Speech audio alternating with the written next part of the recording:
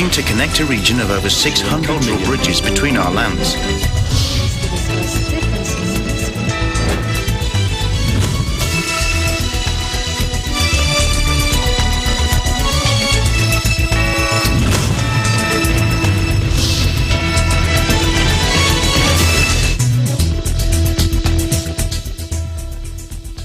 Hello, I'm Alma Angeles. Welcome to ASEAN in Focus, and joining me today is from our EBC Vietnam Bureau. Hello, Eliana.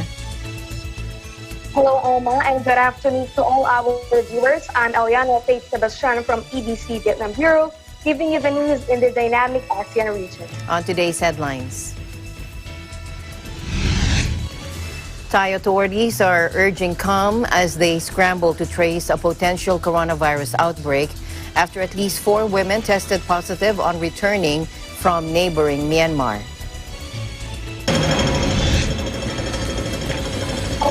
Singapore on Tuesday indefinitely delayed a travel bubble and a new blow to the hard-hit tourism and aviation industry as the Chinese city battles the coronavirus plague. And the year 2020 should have been marked by a further reduction in poverty around the world, but instead, the pandemic has reversed decades of progress, and according to estimates by the World Bank, up to 115 million people could be pushed into extreme poverty this year as a result of COVID-19, and we'll take a look at that a little later. Admittedly, leaders of the APEC Forum reiterated their commitment in pursuing free and open trade and investment.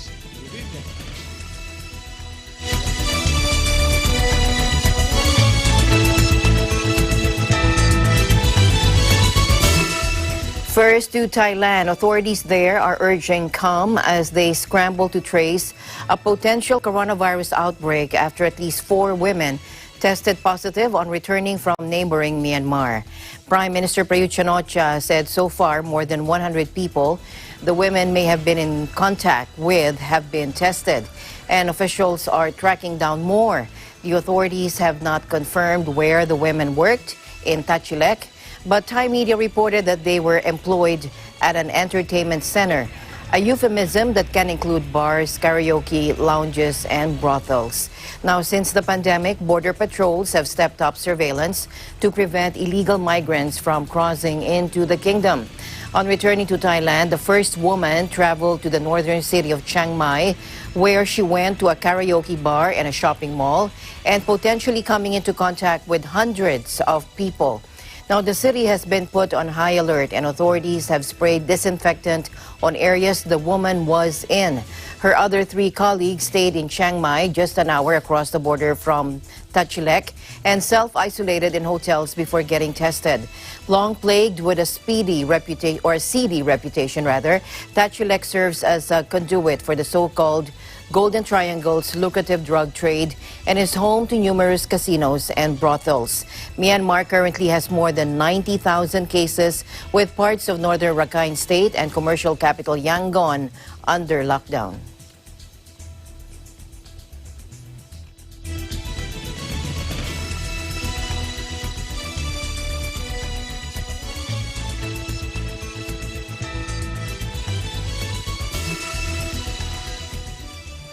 Hong Kong and Singapore on Tuesday indefinitely delayed a travel bubble and a new blow to their hard-hit tourism and aviation industries as the Chinese city battles a surge in coronavirus infections.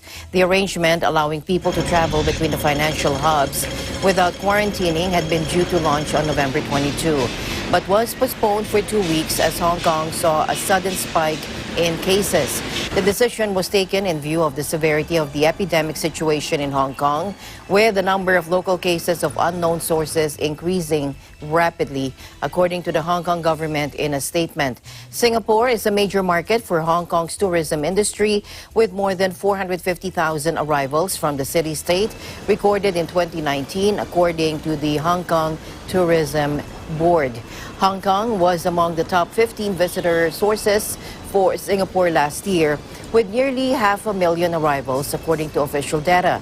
Hong Kong on Monday reimposed social distancing measures at some of their strictest levels yet since the start of the coronavirus pandemic, as daily cases rise sharply. Restrictions on public gatherings were tightened, with a maximum of 2 people allowed to meet, down from 4, while non-essential civil servants were asked to work from home.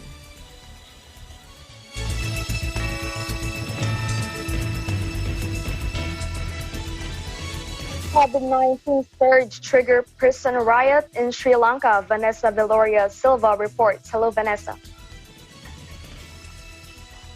Hi, Eliana. Good afternoon. Good afternoon. What are the updates there in Sri Lanka? Yes, Eliana. Inmates at Mahara Prison fought with guards on Sunday, November 29, and into the night after setting fire to the kitchen and briefly took 2 prison officials hostage. The remanded inmates, which is approximately 1,600, had broken out of the dining area during mealtime and staged a protest at the front gate of the prison, demanding to be referred to PCR tests. They had made an attempt to escape the prison premises and even started to attack the prison superintendent and other officials who attempted to allay the situation. The inmates have also broken into the prison's medical section and consumed the store's pharmaceuticals, including the ones who used to treat mental illness. Police spokesperson DIG Ajit Rohana stated that nearly 21,000 pills used for mental illnesses and sedation were stored at the prison's medical facility at the time. The riot sadly caused a death of 11 inmates and 177 currently under medical care. Meanwhile, rapid antigen tests carried out on the hospitalized inmates confirmed a total of 38 inmates are now positive for COVID-19, with the 26 inmates who tested positive on Monday, November 30. Back to you, Eliana. Thank you for your updates, Vanessa. Stay safe and stay healthy. Thank you so much. Reporting live from Sri Lanka, this is Vanessa Viloria Silva, and we live in interesting times. And police in the island nation of Maldives are probing a fraudulent income support applications amid the pandemic. Steffi Dewan joins us live. Hello, Steffi. Hi, Alma. Good afternoon. Good afternoon. So here's the latest update from the island country of Maldives. Investigating fraudulent applications for the state's income support allowance with the Maldives Police Service has begun, announced by Maldives State-run Job Center. According to Income Support Projects Director Shuhad Ibrahim, certain individuals had submitted fraudulent applications within its employed and freelancer support category, and questionable applications will be forwarded to police for verification of any information provided. Those that are found guilty of fraud will be ordered to return any funds awarded by the state prior to the fraud's discovery. In light of the deceitful acts, the Job Center has strengthened its application process, mandating additional documents to further prove the claim. The Maldivian government introduced the Income Support Allowance to provide a temporary monthly allowance of a 5,000 Maldivian rupiah, or an equivalent to $325 to those individuals that lost their employment or income as a result of the ongoing COVID pandemic. Implemented by the Ministry of Economic Development in collaboration with the National Social Protection Authority, or NSPA, and Maldives Pension Administration Office, or MPAO, the allowance was initially paid out of 3 months across April to June to eligible individuals, but was later extended until the end of 2020. And for the COVID-19 update, Alma, as of December 1, yesterday, 6 p.m., total of 38 cases, active cases recorded in Maldives, 34 cases in Mali area, 3 cases in inhabited islands, and 1 case in the operational resorts. So that's the quick update from Maldives. Back to you, Alma. All right, thank you very much, Steffi, for your updates there in Maldives. Thank you so much, reporting live from Maldives. This is Steffi Dicuan, and we live in interesting times.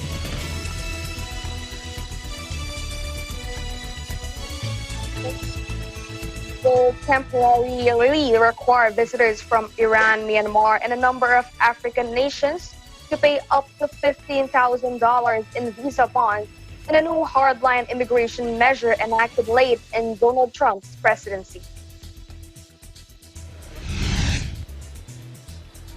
The rule takes effect December 24 for a duration of 6 months, although it remains to be seen if it will be maintained by President-elect Joe Biden, who takes office on January 20 and has promised to be more welcoming to the rest of the world. The pilot program is designed to make up the cost to the U.S. government of deporting foreigners who overstay their visas, according to a notice published Tuesday in the Federal Register by Polish, the Assistant Secretary of State for Consular Affairs. Visitors on B visas, which are issued for short-term business and tourism, will be asked to pay up to $15,000, which will be forfeited to the Immigration and Customs Enforcement Agency if they do not prove that they have left on time. The rule will apply to citizens of 23 countries that, according to the declaration, have overstay rates of more than 10%. The rule will apply to citizens of 23 countries that, and also most of the countries are in Africa, including Sudan and the Democratic Republic of Congo.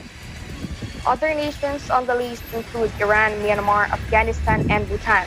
Trump has already sharply curtailed travel from Iran, part of his Muslim ban promised during his 2016 campaign, which Biden plans to resign.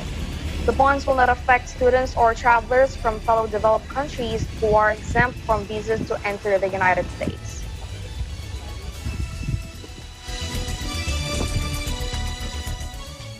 Myanmar is the second biggest producer of opium in the world after Afghanistan and is now believed to be the largest source of methamphetamine. In Shan State, heroin and meth use here are rampant, and the region lies at the epicenter of Myanmar's drug crisis. Take a look.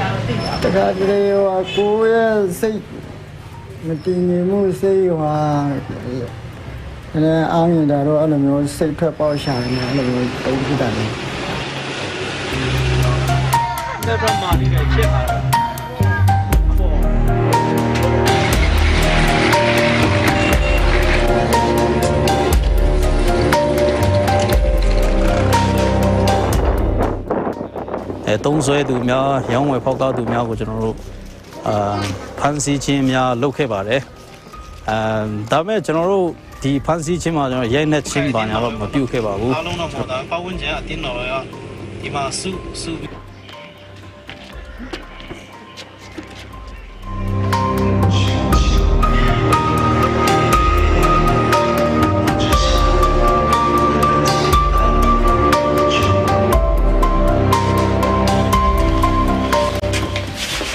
တန်းတော့ကျွန်တော်ထပ်ပြီးတော့သူတို့ပြန်ဆွဲခေါ်တယ်ပြန်ပြီးတော့တေရှာကျွန်တော်ပြန်ခေါ်တယ်ပြန်ပြောပြတယ်နောက်ပိုင်းကျွန်တော်ခံစားရချိန်မှာဆိုရင်တော့တုံးလေးရတော့ကျွန်တော်စားမရအိမ်မရဖြစ်တယ်လို့ပြော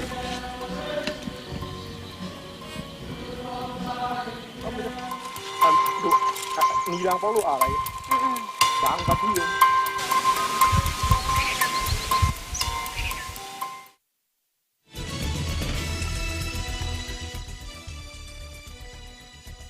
The year 2020 should have been marked by a further reduction in poverty around the world, but instead the COVID-19 pandemic has reversed decades of progress.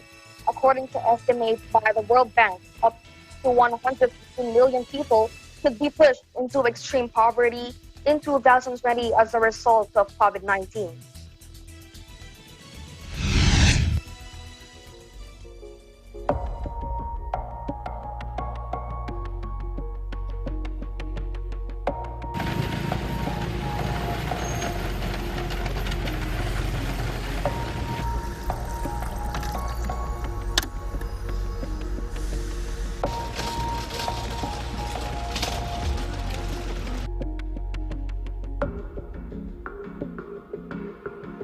Es un poco contradictorio a la vez de, bueno, quédate en casa, pero también si te quedas en casa no tenés para comer, entonces o morís por el coronavirus o morís de hambre.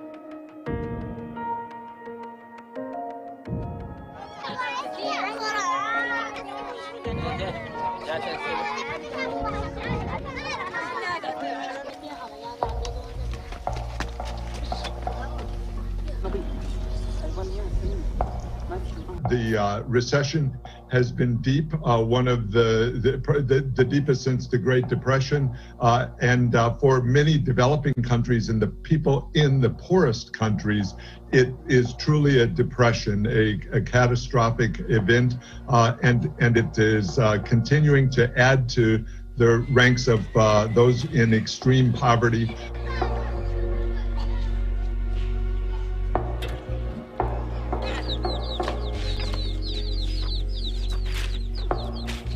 The number of people facing acute hunger levels have tripled in the past year. And 1.5 million people are now internally displaced, a 20-fold increase over 2 years.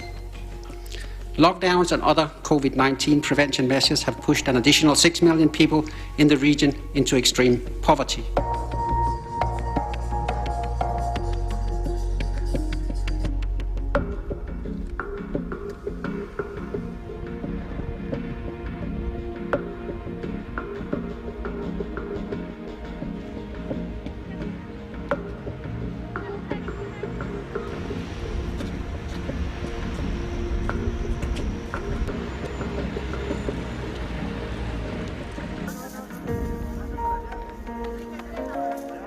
Sí es triste vernos en esta situación donde estamos bien, donde podemos trabajar, donde podríamos salir a trabajar y en medio de la situación no lo podemos hacer.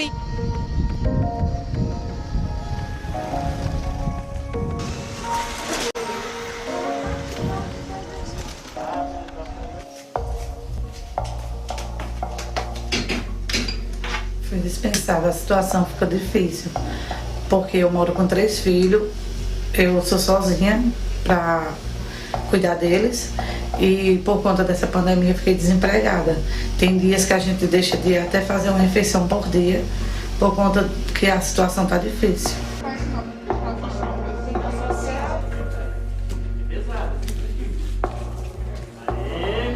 Les femmes sont particulièrement touchées par cette crise. Pourquoi ? Parce qu'elles sont majoritaires dans les métiers les moins bien rémunérés, les plus précaires. Et donc, quand cette crise frappe, eh ben, ce sont elles qui sont les moins protégées. Et c'est un paradoxe parce que la crise a aussi révélé le caractère essentiel des métiers qu'elles occupent et de la place qu'elles occupent dans la société en termes de soins notamment.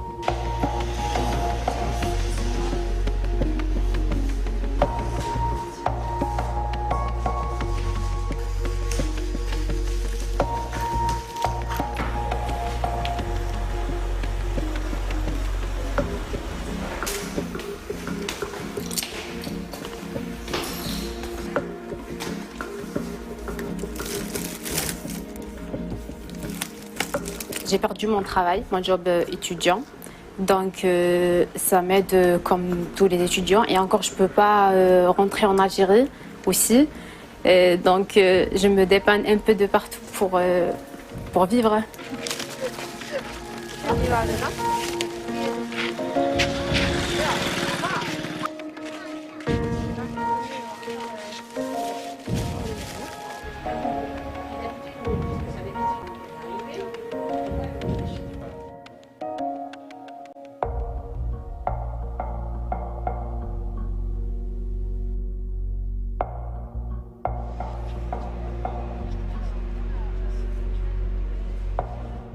Malheureusement, pour l'instant, en tout cas, la réponse n'est pas à la hauteur du tout de l'enjeu. On est face à une crise massive, même sans la dramatiser plus que ça, qu'on n'a jamais connue depuis la Seconde Guerre mondiale.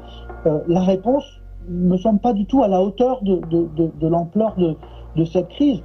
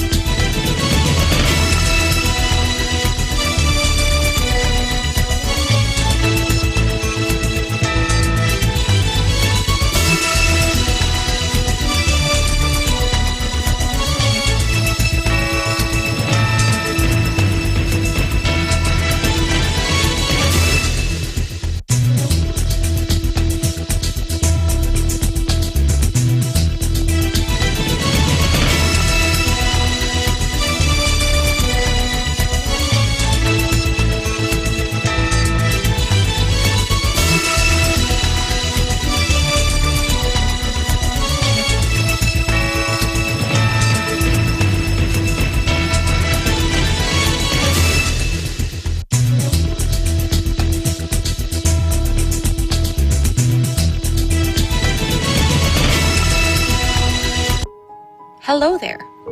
Imagine Dami got the virus, and she infected 2 more. And those 2 infected a lot more of people. And it goes on and on until it became an epidemic. But what if Dami stayed at home? Then those 2 wouldn't have contracted the virus. Then those people would have not been infected. This is not just your battle, it's everyone's, and you can be a huge help. Follow social distancing, or better yet, stay at home.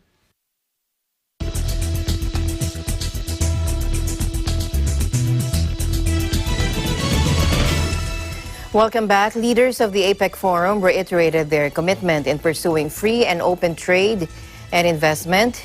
In a mid-November gathering, they discussed regional economic recovery from the devastating impact of the coronavirus pandemic. Let's listen in. Admittedly, the pandemic has had a lasting impact on the way we view trade and economic priorities within APEC. While the core pillars that inform APEC work will likely remain the same, there is now a real and specific necessity to ensure a delicate balance between our health priorities and economic needs. The first and most important priority is for us to reaffirm our support and commitment for the rules-based multilateral trading system. This is essential for our businesses, as market stability and predictability are the central pillars which ensure that trade and investment continue to flow even during times of crisis. A well-functioning dispute settlement mechanism at the World Trade Organization, WTO, will serve as a primary pathway for countries to settle their differences, is also critical in this regard. Of similar importance is the need to recommit ourselves to APEC's core and enduring goal of free and open trade and investments in the region. And this is integral to our efforts to rebuild our economies in the aftermath of the pandemic. 人类命运休戚与共，各国利益紧密相连。世界是不可分割的命运共同体。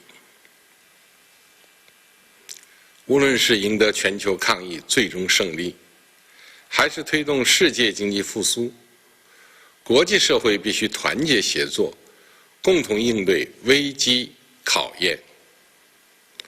各国要守望相助，同舟共济，弘扬伙伴精神，密切政策沟通和协调，全面深化抗疫国际合作，坚持建设开放型世界经济，争取尽早战胜疫情，努力实现世界经济强劲、可持续、平衡、包容增长。对外开放是中国的基本国策，任何时候都不会动摇。受到疫情冲击，中国货物贸易进口规模已经基本恢复到去年同期水平。亚太是我们的共同家园，维护亚太和平稳定，促进发展繁荣，符合我们的共同利益。亚太各国既有人员密切往来之利，也有跨洋相望的地利之便。我们顺应市场规律，抓住经济全球化、区域经济一体化机遇，领风气之先，走在了世界经济增长的前列。Tahun 2020 merupakan tahun yang sangat krusial bagi dunia, sangat sulit bagi dunia. Semua negara ditantang untuk memecahkan masalah yang tidak terduga sebelumnya, ditantang menjawab keterbatasan, menghitung kembali peluang, dan menciptakan terobosan dan inovasi yang tidak terpikirkan sebelumnya. Saya percaya peluang dan kesempatan masih terbuka luas.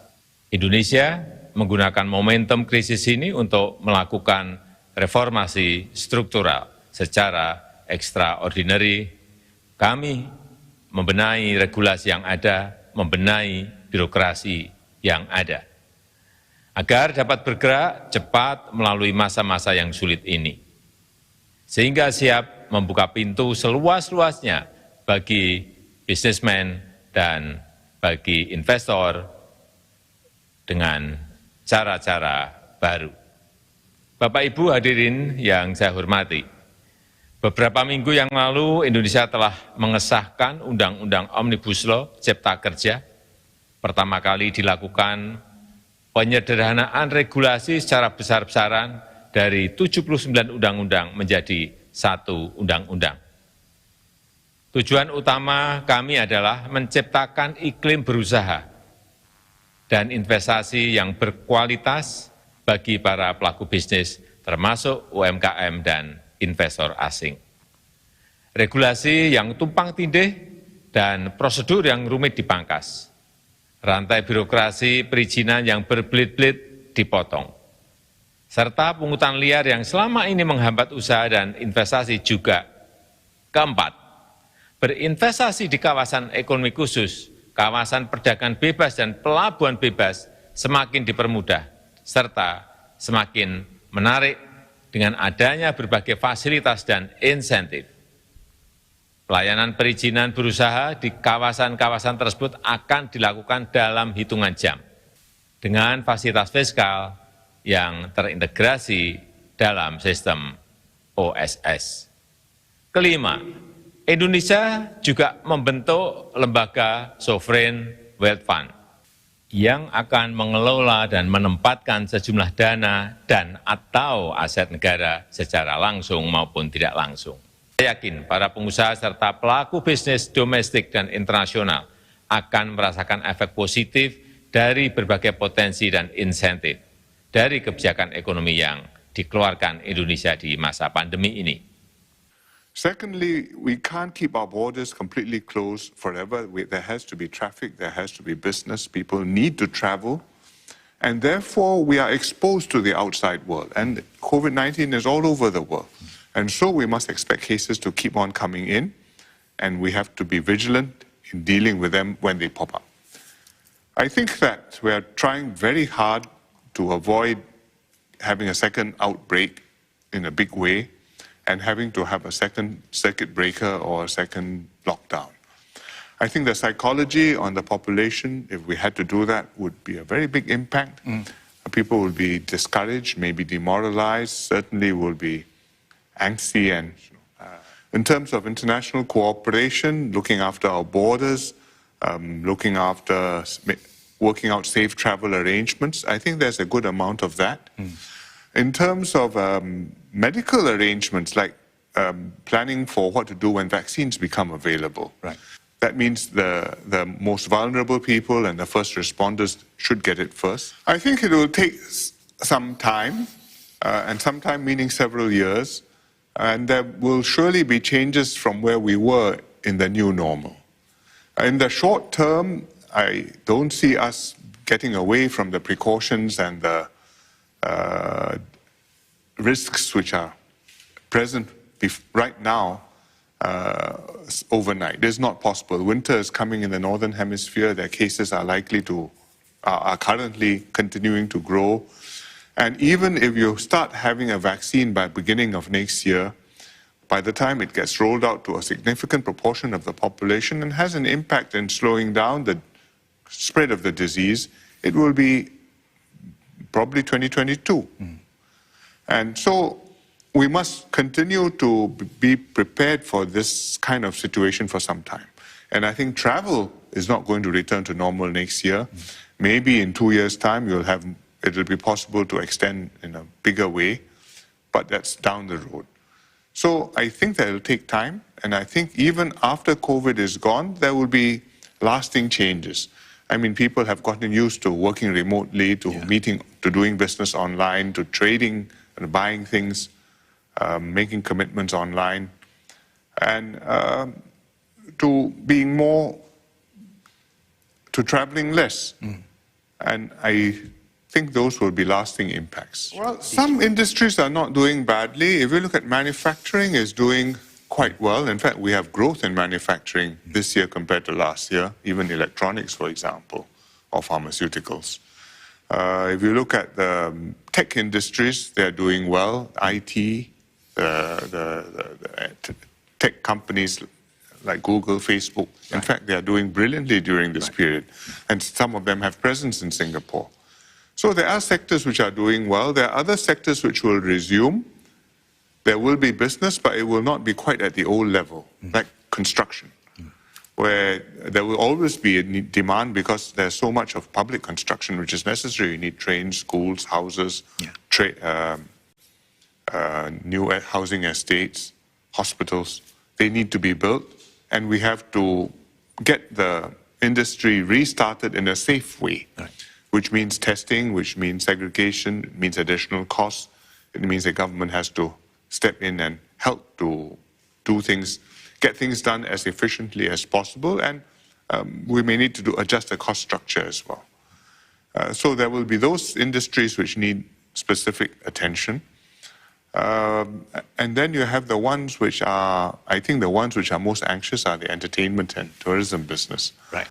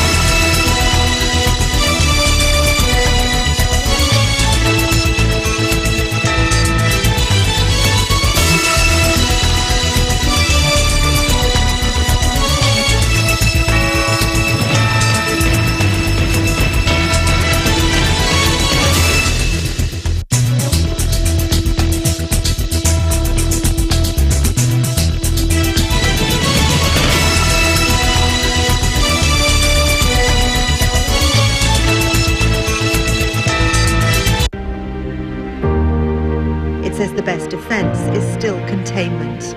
We are in uncharted territory. By the volume for UK, the 5 on to 100%. Traffic man. Constructioning.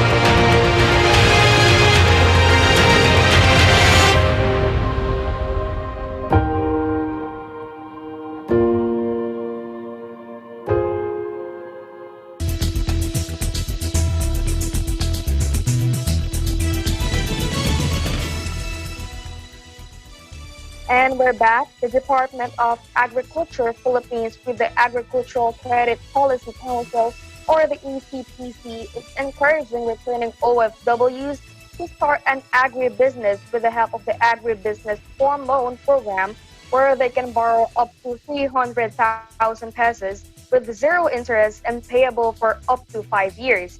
As of November 30, more than 2 million pesos has been lent from 7 approved applications. Wala pong katulad po ng plano na hindi po papayagan party, hindi rin papayagan caroling, wala pong mass gathering. yung pong family reunion ay isang considered na mass gathering. Katulad po ng sabi ni Secretary Duque, immediate family na lang sana. Ang kailangan po ang minimum health standard ay patutupad. Doon po sa pinag-utos natin na pwede ng gradual expansion ng mga age group para makalabas. Ang mga minors po, basta accompanied ng mga magulang, ay papayagang makalabas at makapunta sa mall. Ito po ay pagtitibayan sa mga ordinansa ng ating mga NCR mayors sa lugar po ng GCQ.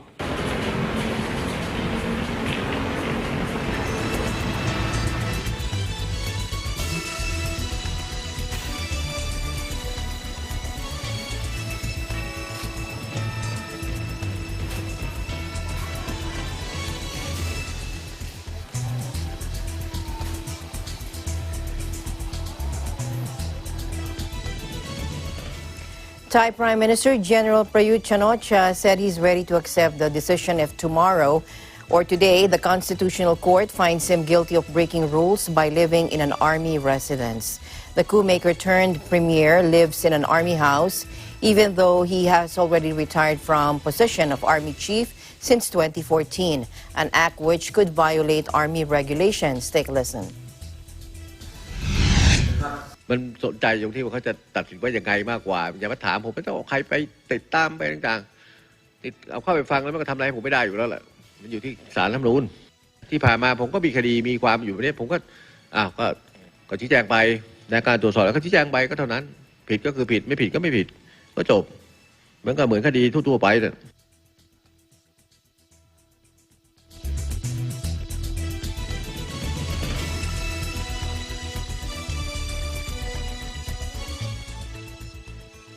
Now, in Vietnam, Prime Minister Nguyen Xuan Phuc has decided to temporarily suspend commercial flights while chairing a meeting on COVID-19 response on Tuesday. Let's listen. The decision was made one day after the Ministry of Health's first community infection case of COVID-19, patient number 1,247, ending a streak of 88 consecutive days without a single local infection. Meanwhile, the government chief said rescue flights will continue to bring citizens stranded abroad due to COVID-19. He called for promoting the sense of responsibility and vigilance in all areas, especially big cities, and strictly controlling entry. The Prime Minister urged Ho Chi Minh City to promptly trace all F1 and F2 people in order to prevent the third wave of community transmission. The Ministry of Transport was asked to clarify responsibility of and strictly fine those who had violated the regulations on COVID-19 containment that led to the aforesaid community infection case. The Ministry of Health was also tasked to organize mandatory quarantine of all crew members in accordance with current regulations on COVID-19 response.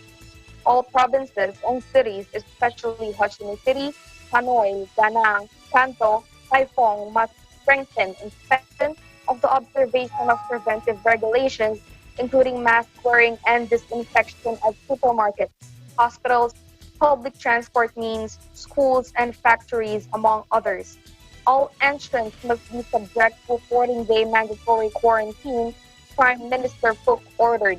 As reported on Monday, a 32-year-old English male teacher in Ho Chi Minh City contracted COVID-19 from his friend who is a flight attendant. The flight attendant returned to Vietnam on November 14 and was sent to a quarantine facility managed by the national flag carrier Vietnam Airlines in Ho Chi Minh City until November 18. After 2 negative COVID-19 tests, he was allowed to go home for self-isolation at number 50, Bac Dang Street, Ward 2, Bintan District. During his home isolation, he had contact with his mothers and 2 friends, including the English teacher. Philippines Bank's profitability is seen to remain stable due to higher loan growth and lower credit provisioning, factors which Fitch Ratings expects to counter the impact of reduced margins and lack of extraordinary trading gains. We expect the deterioration in reported asset quality metrics to accelerate in 2021 as debt moratoria mandated by regulations expire in December 2020, though the impact on profitability is likely to be cushioned by the bank's preemptive general provisioning in the preceding year. The debt rater said in a report dated December 1 this year. The debt moratorium referred to pertains to the 60-day one-time leeway mandated under Republic Act number 11494, otherwise known as the Bayanihan to Recover as One Act. The Bangko Sentral ng Pilipinas has issued a memorandum requiring all covered institutions to apply the grace period for existing loans, current and outstanding, falling due or any part thereof on or before December 31, 2020. The report projects the effective implementation of the proposed Financial Institution Strategic Transfer or FIST Act to aid banks on their impaired loans. The proposed measure, it said, put the banks in a better position for recovery after 2021.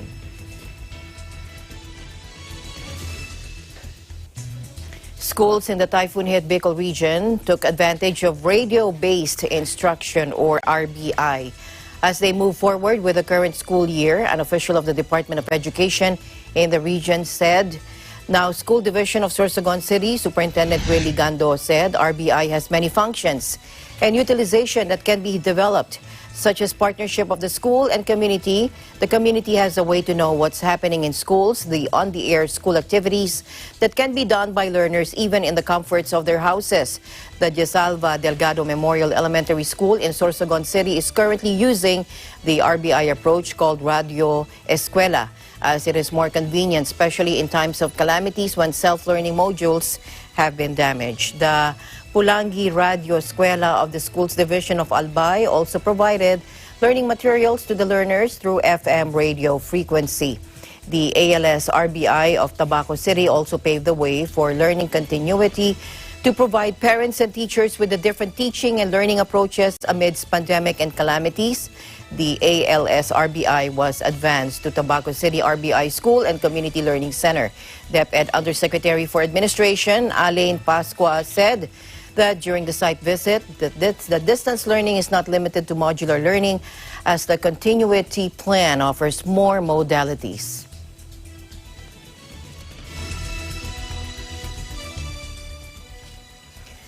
And the online ASEAN Customs Transit System was launched Monday to accelerate trade in goods by road within Southeast Asia. Being developed with the support of the European Union, ACTS is simplifying the movement of goods across the region, making it more efficient and cost-effective. Following trials in Cambodia, Laos, Malaysia, Singapore, Thailand, and Vietnam, the system has now been formally launched. The first successful ACTS transit movement occurred on October 23 to the 24th when a truck traveled from Singapore via Malaysia to Thailand.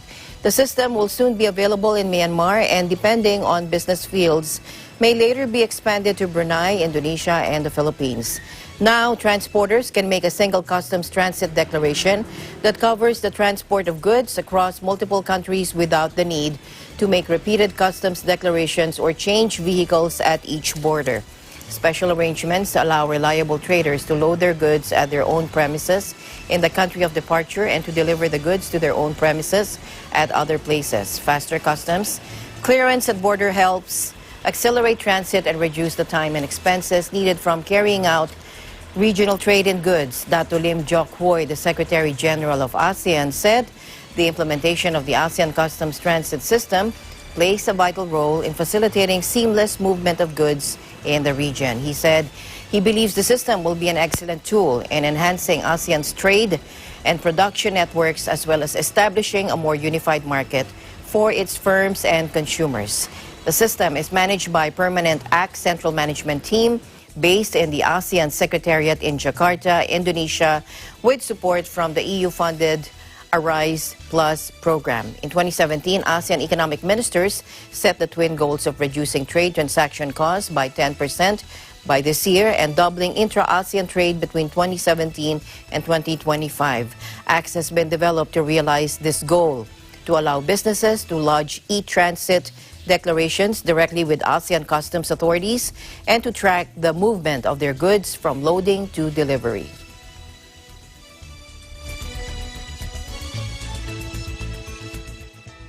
Superstar Cher sends off the world's loneliest elephant in Cambodia to begin a new life at a specialized sanctuary after he was rescued from grim conditions in a Pakistani zoo. Okay, that's where you do that.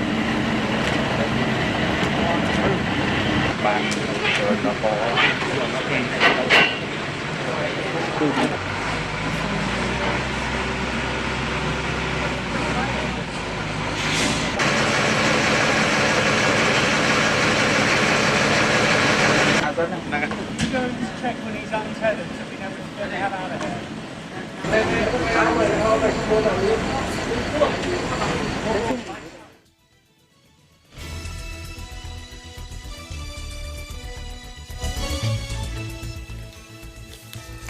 Thank you, Eliana, for joining me today. Thank you, Alma, and everyone. That's the latest news in the ASEAN region. I'm Eliana Faith Sebastian from EBC Vietnam Bureau. We live in interesting times. Thank you, Eliana, for helping me out. And I would like to thank Vandara for the best skincare and treatments in town. Thank you, Vandara. Ara, you're watching right now. I'm Alma Angeles, and we live in interesting times. See you back tomorrow.